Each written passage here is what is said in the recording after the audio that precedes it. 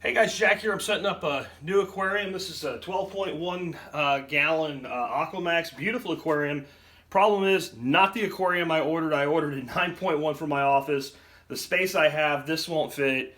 Sending it back to him just didn't seem to make sense. And my wife said, "Ooh, I love that. We should put it in the living room." And I was like, yes. So we're going to put it in the living room. So I've got my basics setup started here, but I wanted to talk to you today about filtration. And straight up front, I want to give full props to Cory at Aquarium Co-op. I knew nothing about this stuff until I saw his video on it. I'll put his more detailed video in the video notes below for you. But I went out today and I needed a filter for this system. I got a top fin, whatever the hell it is, 10 to 20 gallon filter. That doesn't really mean anything. You watch Cory's video, he'll explain more about why, because it's all about surface area. But this was 14 bucks. Pretty nice filter set. I'm just going to put it this way. Top Fin cannot make money if they sell this for $14 and they never sell anything else ever again. This is to get you to buy their filter inserts, which are inferior in every way possible. So thanks for the filter, Top Fin. I will not be buying your inserts because Cory taught me better. So what we've done here, first thing we did, this filter comes with this little thing here, and this is supposed to help bacteria collect, and it probably does something, but it's really not that important, and then your filter sits behind it. So this is all the surface area you get for biological filtration. And so bacteria are going to colonize this, they're going to live on here, and they're going to convert nitrate to nitrite so that the plants can deal with it so it doesn't kill the fish, etc. And then they also got a little bit of carbon in here.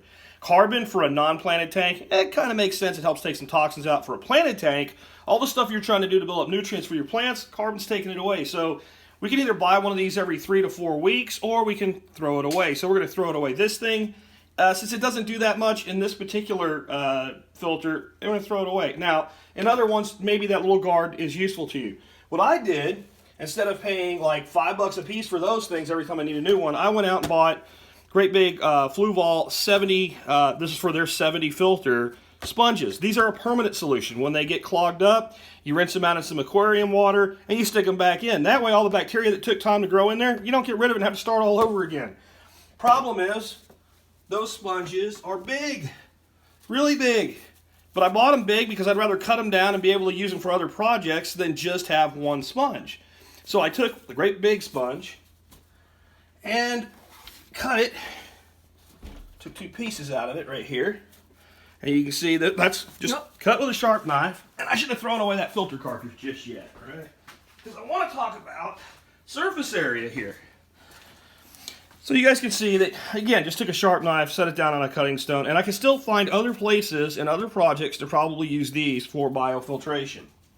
But that entire sponge, all the little holes in it, and you'll notice it's a coarse sponge. You don't want a fine sponge. That way it doesn't get clogged up for a very long time in between filter services.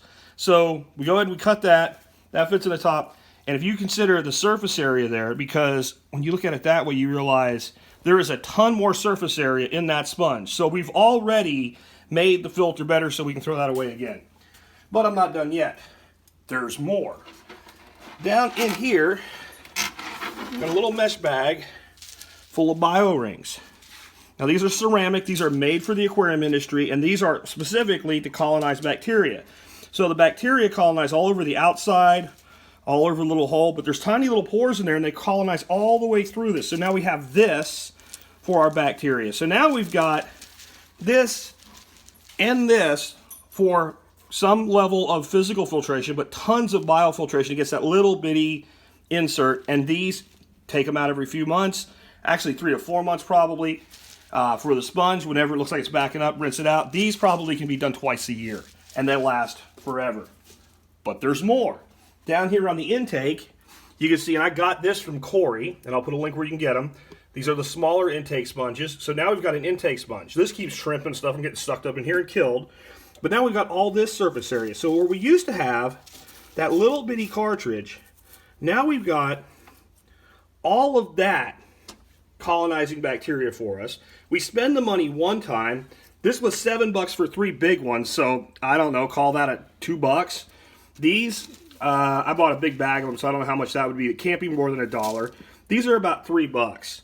So for that amount of money, we could probably buy maybe 2 inserts, and 6 weeks into it, we're back spending money every week or every 3 or 4 weeks. Plus, we're doing an inferior job. Cory calls this hot rodding a filter. I think it makes a lot of sense. As I was setting up this new tank and I had everything apart, I wanted to go ahead and show you how to do it. Again, I'll link to his more in-depth video on it in the notes below.